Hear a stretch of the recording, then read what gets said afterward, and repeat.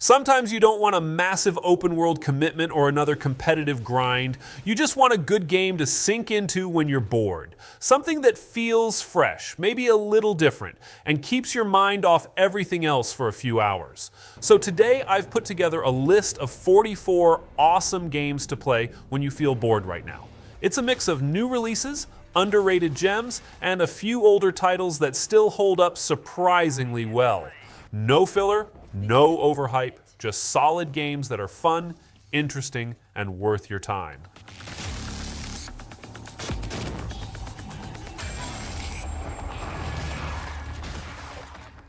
Let's start with the most recent game, Little Nightmares 3. Alright, I've just finished playing this one and honestly, it was amazing. Yes, it's short as usual. I wrapped it up in just under 3 hours since the puzzles weren't too difficult for me. Maybe it'll take longer if you struggle with simple puzzles. But overall, it carries that same eerie charm the series is known for. Every step feels like walking through someone's twisted dream. I really loved the art direction. It's stunningly creepy, with distorted creatures lurking in the background, and clever environmental puzzles that make you feel small and uneasy in the best way. It's not about jump scares. It's about tension and atmosphere, that quiet, unsettling feeling of being watched. Overall, it's a perfect pick if you're tired of massive open-world grinds and just want something focused and memorable.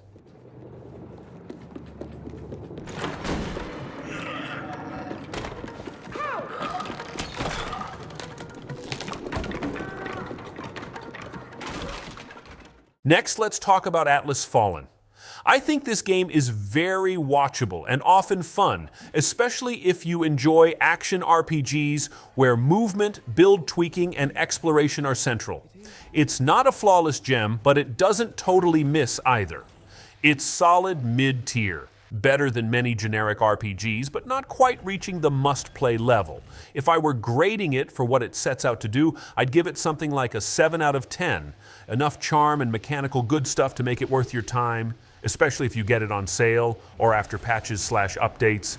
But you'll need to go in with tempered expectations. Don't expect AAA polish, deep story beats, or revolutionary ideas. It's more about the experience of moving through the sand, experimenting with combat, and just enjoying the ride.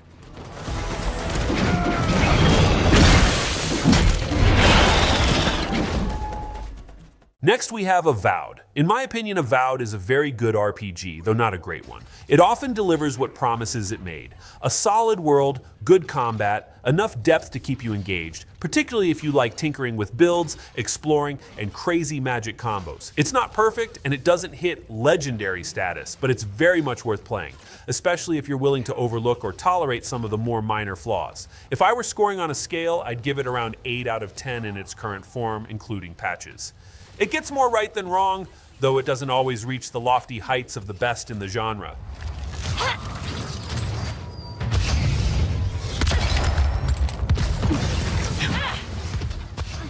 Next, let's talk about Children of the Sun. So this game is very good, especially for people who enjoy puzzle or strategy shooter hybrids, strong atmosphere, and unapologetically dark stories. It nails its identity, it knows what it wants to be, and it more or less delivers with style and creativity. The premise is great, and the moment-to-moment gameplay often feels rewarding. But its shorter length, some repetition, and the difficulty spikes keep it from being perfect.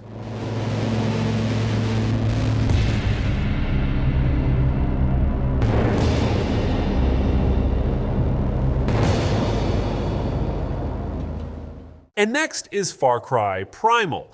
Alright, so this is one of my favorite Far Cry games. I like it a lot, especially for what it attempts. It takes what's comfortable and familiar in the Far Cry formula and gives it a fresh coat by stripping out the modern tech, adding animal mechanics, and emphasizing survival. For me, that makes it one of the more interesting entries in the series. It's not flawless, but it does something bold and largely succeeds, especially if you play with some patience, except that not everything will be wildly new, but there's a lot of enjoyment in the setting, exploring the beast compadre and the wilderness.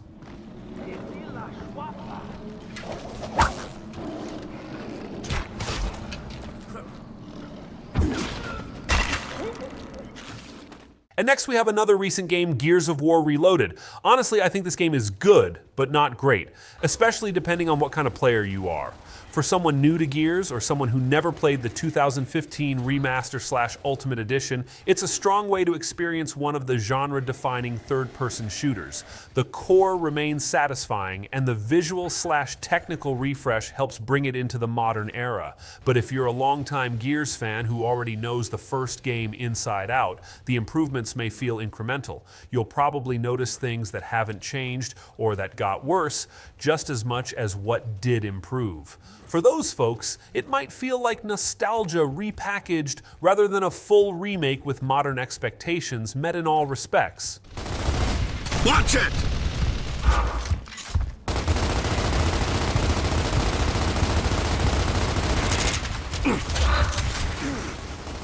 And next we have Hyper Light Breaker. So this game is interesting and promising, but also not a buy now unless you really want to early access rough edges kind of game for most players. It has a lot of good ideas, strong aesthetics, and some very fun moments, especially in co-op or with friends.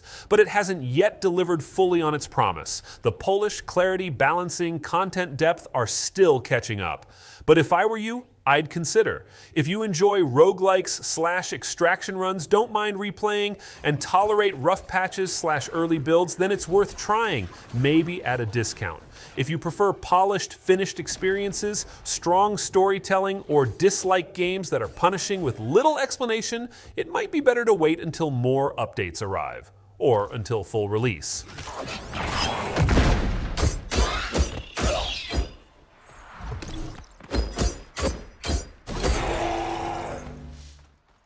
Metal Hellsinger is an absolute blast, especially if you're into metal music or just love the energy of heavy guitar riffs and intense vocals. It perfectly blends rhythm-based gameplay with first-person shooting, creating this unique experience where every shot, reload, and dash feels synced to the beat. If you enjoy chasing high scores, mastering perfect timing, and slipping into that satisfying flow state, this game really hits the mark. I'd personally rate it around an 8 out of 10, maybe a little less if deep storytelling or massive variety is what you're after. It's not the most expansive shooter out there, but what it sets out to do, it does with impressive polish, style, and a ton of adrenaline-pumping fun.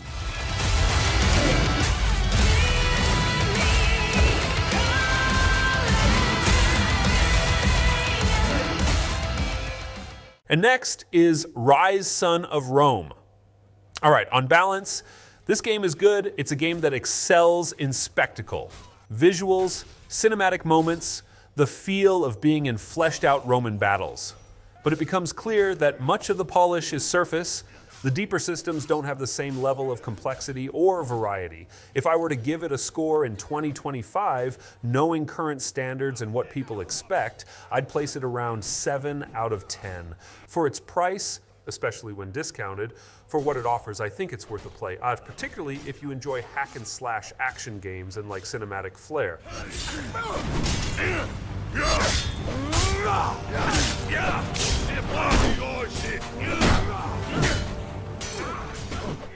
I see Saints Row 4 as one of those games that accomplishes exactly what it sets out to do. Provide ridiculous fun, chaos, and an overblown sandbox to just lose yourself in. It isn't perfect, but in terms of entertainment, it delivers strongly.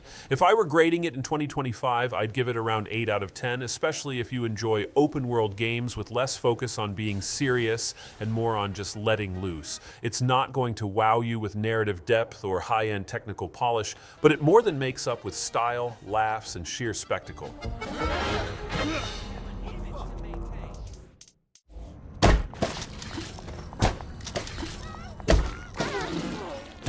Split Fiction is an excellent co-op adventure that goes beyond simply following in the footsteps of It Takes Two. It feels fresh and imaginative, pushing mechanical boundaries while offering a wider range of creative set pieces that constantly keep you engaged. Every level feels like stepping into a new, bizarre playground built purely for experimentation and fun. I'd rate it around a 9 out of 10 for how polished and entertaining it is right now. Sure, it's not perfect, the story and lore aren't particularly deep, and it may not have massive replay value, but as a unique co-op experience full of surprises and personality, it absolutely delivers on what it sets out to do.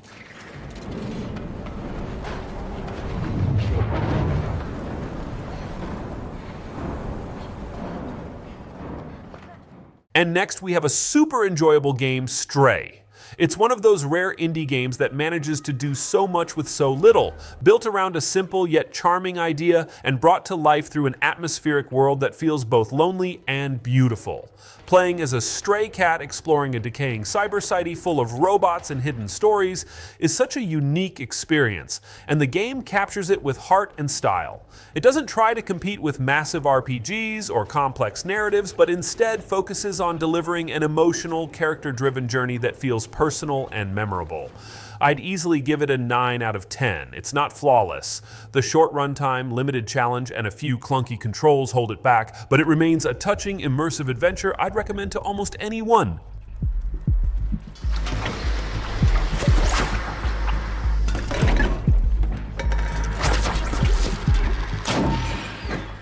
The Callisto Protocol is a survival horror game that doesn't hide its Dead Space roots, and that's not a bad thing. You're trapped in a prison on one of Jupiter's moons where everything's gone wrong. Inmates mutated, lights flickering, and every hallway feels unsafe. The combat has a heavy, deliberate rhythm that mixes melee and gunplay, making every fight feel intense. It's all about that claustrophobic tension, and while it's not perfect, the atmosphere and visuals carry it well. It's dark, grim, and oddly satisfying to push through.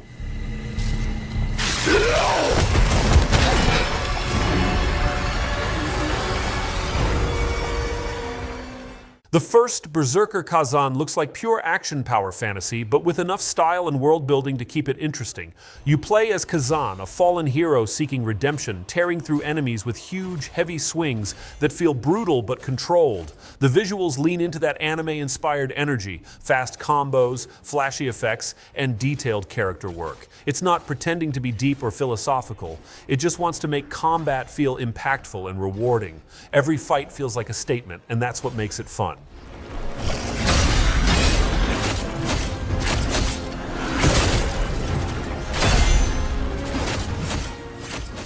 Another Crab's Treasure is one of those games that sounds goofy but hides real depth. You're a crab in an underwater world scavenging junk from the ocean floor to use as armor and weapons. On the surface, it's colorful and cute, but the gameplay borrows from Souls-style combat, demanding timing, patience, and strategy. There's a strange charm in fighting sea creatures while wearing a tin can as armor. The humor lands well, but it's the tight mechanics and creativity that make it more than a meme game. It's oddly satisfying to master.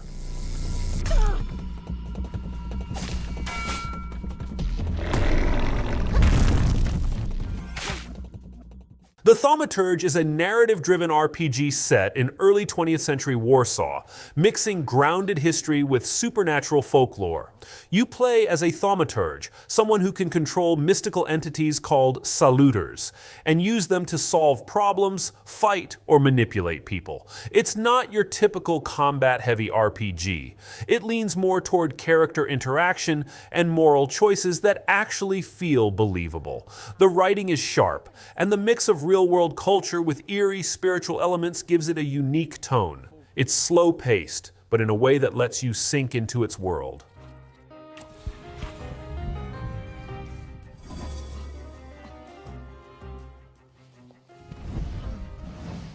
Remnant 2 builds on the first game's foundation of third-person shooting with procedural worlds and Souls-style challenge.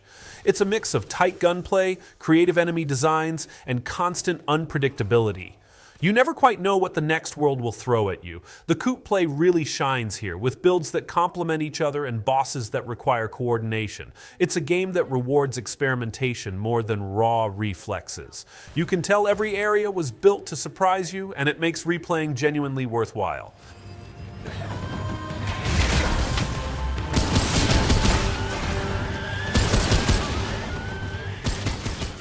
Immortal's Fenyx Rising feels like a blend of Greek mythology and lighthearted open-world adventure. You play as Fenyx, exploring a colorful world filled with puzzles, dungeons, and mythological creatures. The writing doesn't take itself too seriously, with a playful tone that gives it a distinct charm compared to more dramatic RPGs. The combat is snappy, and the traversal feels smooth whether you're gliding, climbing, or solving environmental challenges. It's not the most complex game, but it's consistently relaxing and fun to explore in short bursts.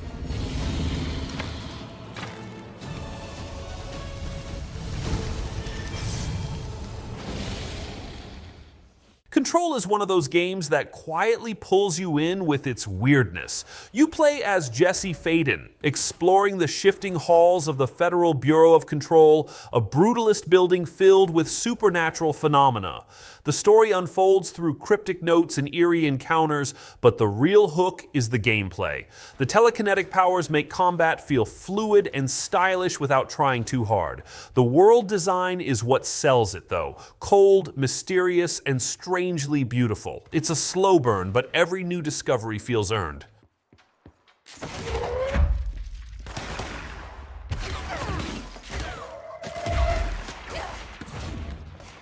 Sifu is a martial arts action game with a smart aging mechanic. Every time you die, your character gets older, trading agility for strength. It's tough but fair, built around learning enemy patterns and mastering movement rather than button mashing. The art style is clean and striking, giving every fight a sense of rhythm and precision. It's not just about revenge, it's about discipline and progression through repetition. Once you understand its flow, every victory feels earned in the most grounded way possible.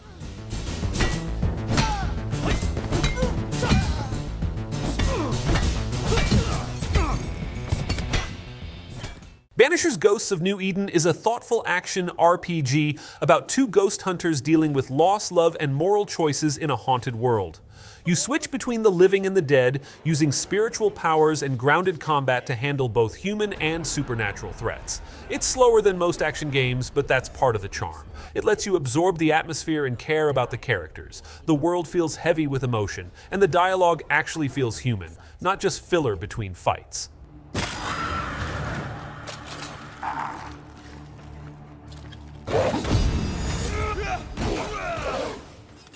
Black Myth Wukong takes the classic Journey to the West story and turns it into a stunning action RPG. You play as the Monkey King, facing massive mythical beasts and gods in fast-paced, skill-based combat. The visuals are impressive, but it's the animation and enemy variety that stand out most. Each fight feels handcrafted, not copy-pasted. There's a real sense of discovery, with environments that feel alive and dangerous at the same time. It's a mix of folklore and sharp design that makes it easy to lose track of time.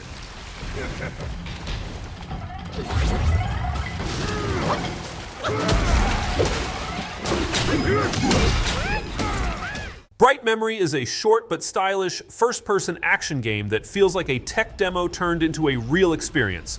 You combine swordplay, shooting, and flashy abilities in smooth, fast combat that's surprisingly satisfying. It's not a long game, but what's there is tight and well-paced. The story's secondary. It's mostly about momentum and showing what small teams can do with modern engines. The environments look great, and the mix of modern guns with supernatural powers gives it a unique flavor that sets it apart.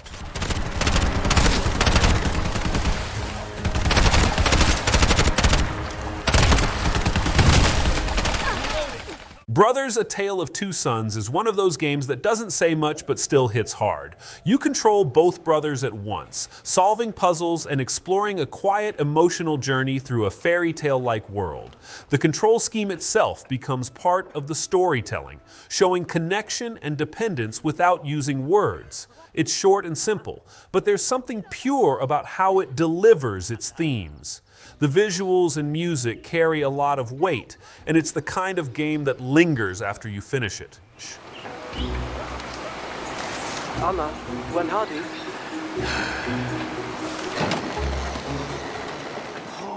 Clair Obscure Expedition 33 feels like a blend of turn-based RPG mechanics with real-time timing elements wrapped in a dream-like art style. The combat rewards focus, with every move needing precision rather than spamming commands. It's visually poetic, soft colors, fluid animations, and a tone that feels both melancholic and hopeful. The world design pulls you in slowly, giving just enough mystery to keep you curious. It's one of those games that doesn't shout for attention but earns it through style and subtlety. I'm ready.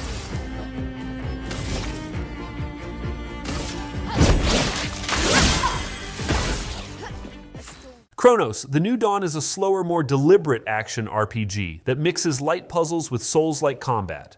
You explore a mysterious, shifting world where every death ages your character, subtly changing how you approach fights over time. It's not flashy, but it's got a quiet atmosphere and a sense of progression that feels rewarding. The environments are detailed, the lore is minimal but interesting, and the combat has that satisfying weight you'd expect from this style of game. It's a small but solid experience that rewards patience and observation.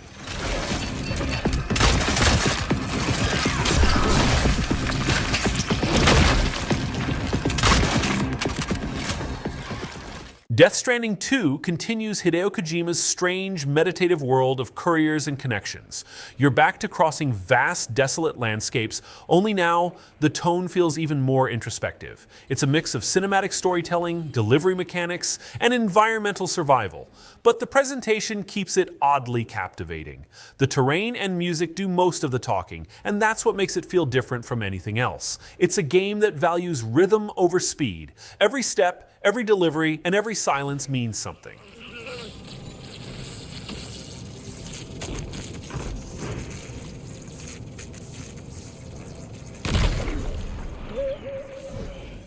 Fallout 4 takes the series' post-apocalyptic formula and makes it a little more personal, with its focus on settlement building and customization. You explore a huge, ruined Boston filled with factions, stories, and decisions that all feel lived in. The gunplay is tighter than past entries, and the crafting system gives a reason to scavenge beyond survival. It's easy to get lost just wandering the wasteland, finding random stories in old terminals or stumbling into trouble. It's not perfect, but it's consistently engaging in that slow, exploratory way.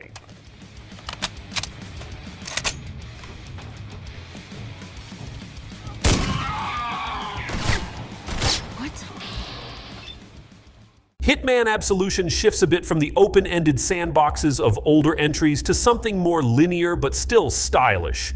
You play as Agent 47, working through tightly designed missions where patience and timing matter more than brute force. The game mixes stealth, disguises, and creative kills with a sleek presentation that makes every level feel like a small puzzle box.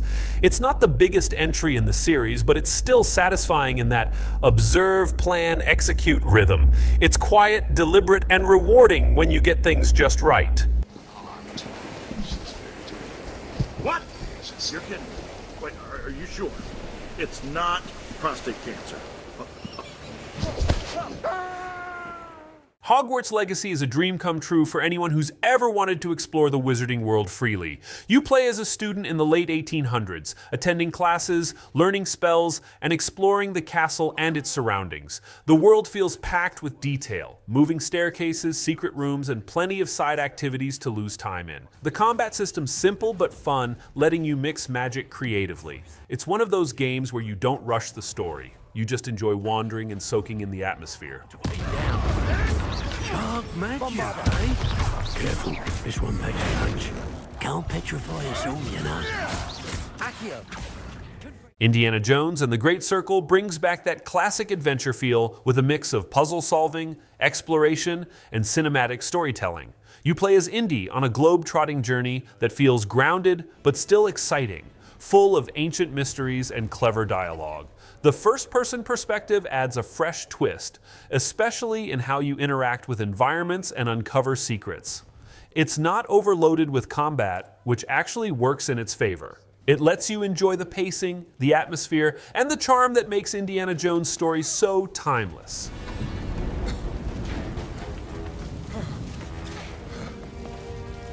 Are you okay? I'm all right. Infamous Second Son still holds up as one of the more fun open-world superhero games. You play as Delsin Rowe, a graffiti artist who suddenly finds himself with the ability to absorb and use different powers. The freedom of movement and creativity in combat make it a blast to play. Seattle looks great, especially with the weather effects and lighting that bring it to life. It's not trying to reinvent anything, it's just a solid, smooth action game with satisfying progression and a world that's fun to mess around in.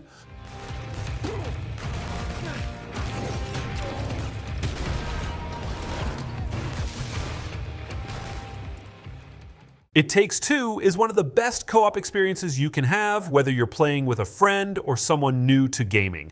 Every level introduces new mechanics that keep things interesting, from platforming to puzzles to small mini-games. It's creative, well-paced, and doesn't waste your time with filler. The story's lighthearted, but carries a relatable message about working together, and the gameplay never feels repetitive. It's one of those rare games where you can feel the effort put into making sure every section feels unique.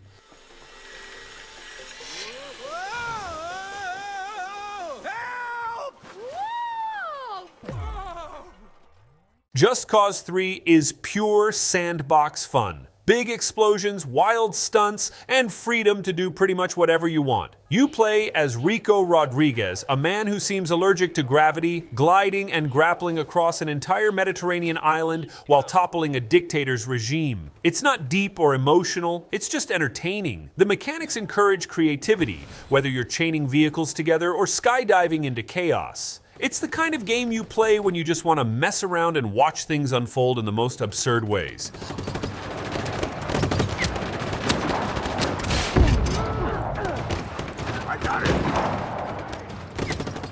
Kenna Bridge of Spirits is a charming action-adventure that feels like a modern animated film you can play. You explore forests, solve light puzzles, and fight corrupted spirits using a mix of melee and ranged abilities. What really stands out is how heartfelt it feels. It's calm and emotional without being overly dramatic. The visuals are gorgeous, and the world design invites you to slow down and enjoy it. The combat has just enough challenge to stay interesting, and the whole experience feels balanced and refreshing.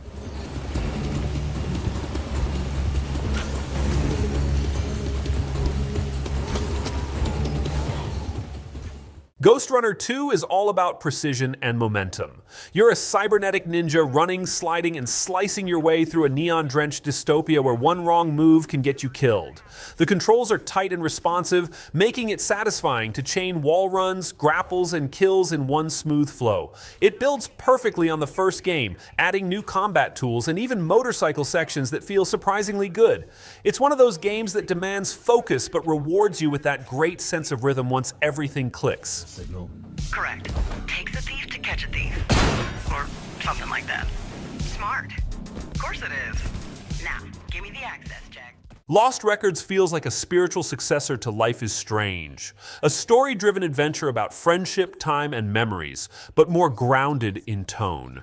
You play as a group of old friends reuniting after years apart, uncovering something they've buried in their past. It's more about quiet moments, conversations, and choices that shape how their story unfolds. The visuals are warm and realistic, and the soundtrack fits perfectly. It's not trying to shock you, it just tells a believable story with enough mystery to keep you invested.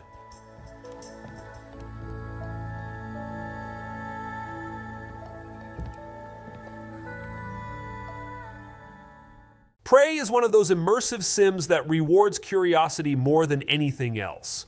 You wake up on a space station overrun by shape-shifting aliens, and every room hides secrets, shortcuts, and tools you can use in clever ways. The atmosphere is heavy, but not in a horror sense. More like quiet tension where you're constantly second-guessing what's real. The design encourages experimentation, and the story slowly unravels with interesting twists. It's a thoughtful, layered game that values exploration and player creativity.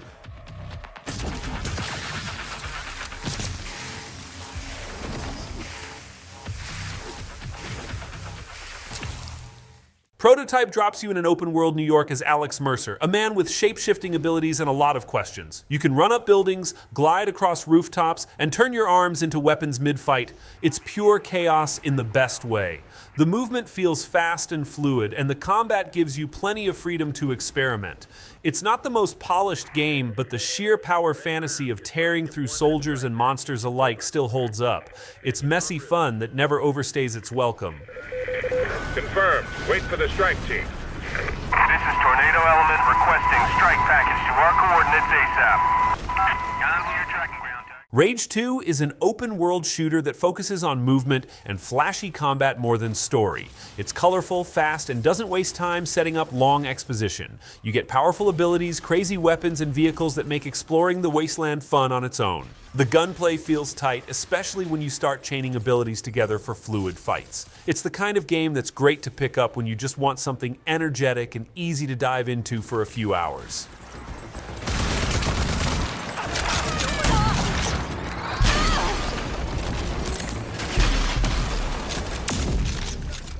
Metal Gear Rising: Revengeance is fast, stylish, and unapologetically action-focused. You play as Raiden, slicing through enemies with a precision blade that lets you literally cut objects at any angle. The combat system is sharp and timing-based. It's all about parries and clean executions rather than button mashing.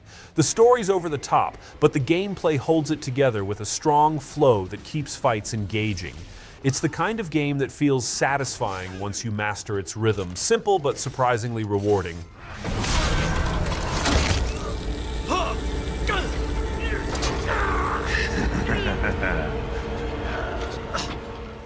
Nine Souls blends hand-drawn 2D art with Sekiro-style deflect-based combat, creating something that feels both meditative and intense. The world has a mix of sci-fi and Eastern mythology, full of mystery and quiet detail. Every encounter rewards patience, learning attack patterns, timing your counters, and staying calm. It's not just about combat, though. Exploration and subtle storytelling give it real depth. The presentation's clean and expressive, and the pacing lets you appreciate the world rather than rush through it.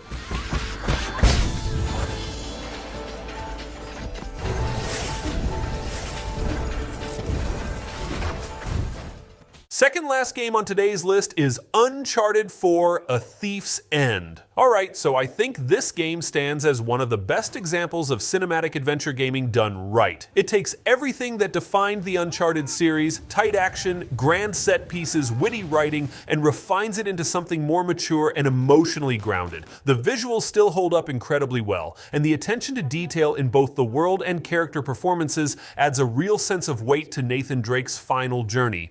Looking back, I'd rate it perfect 10 out of 10 masterpiece. Maybe for some players it occasionally stumbles with pacing and a bit of repetition in its combat, but those minor flaws never overshadow how polished, heartfelt, and memorable the experience truly is. Just remember, I didn't want to do this. Let's see what you've got. Don't telegraph so much. If I were to score it now, I'd give Tomb Raider 2013 perfect 10 out of 10. It's perfect. It revitalized the series, gave Lara depth, and delivered a satisfying balance of exploration, action, and cinematic adventure. For many players, especially those who like adventure plus exploration with some action and tomb puzzles rather than pure shooters, it's one of the better entries.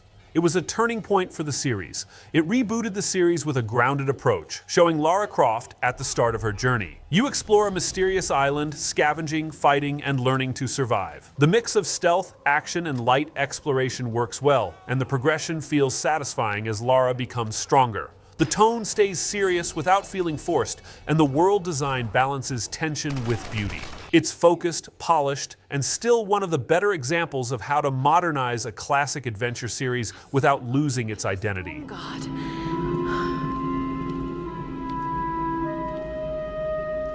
Himiko, the first Sun Queen.